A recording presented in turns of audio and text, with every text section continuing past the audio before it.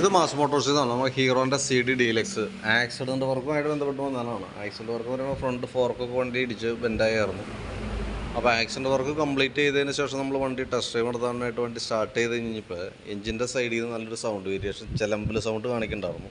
അപ്പോൾ നമ്മൾ ഓയിലിൻ്റെ അളവ് നോക്കുമ്പോൾ ഓയിലില്ല. നമ്മൾ ഓയിൽ ഊറ്റി നോക്കി എഞ്ചിനിൽ ആകെ ഉള്ള ഓയിലാണ് ഈ കാണുന്നത് കേട്ടോ.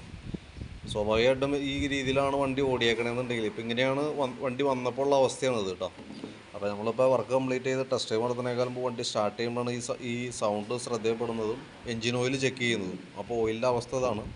ഇത്രയും ഓയിൽ ലെവൽ കുറഞ്ഞ് ഓടുന്ന വണ്ടി സ്വാഭാവികമായിട്ടും സിലിണ്ടർ പിസ്റ്റണൊക്കെ ഡാമേജ് വരാനായിട്ടുള്ള സാധ്യത വളരെ കൂടുതലാണ്.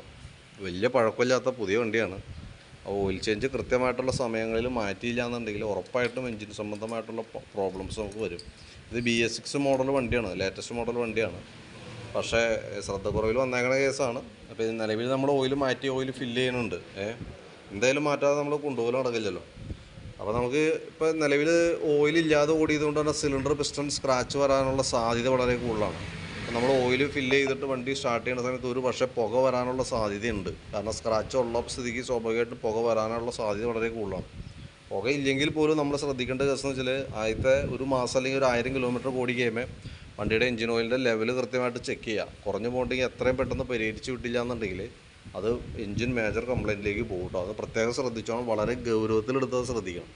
എഞ്ചിൻ ഓയിൽ മാക്സിമം നമുക്ക് ഉപയോഗിക്കാൻ പറ്റും 3000 കിലോമീറ്ററിൽ കൂടുതൽ ഒരു കാരണവശാലും ഓടിക്കരുത് വണ്ടി. കാരണം 3000 കിലോമീറ്റർ ആകുമ്പോൾ ഒരു നഷ്ടവും നോക്കരുത്. എഞ്ചിൻ ഓയിൽ അഴിക്കുക, മാറ്റുക, പുതിയ ഓയിൽ ഒഴിക്കുക എന്നുള്ളതാണ്. കമ്പനി ഓയിൽ യൂസ് ചെയ്യുക, അതാണ് ഏറ്റവും ബെറ്റർ.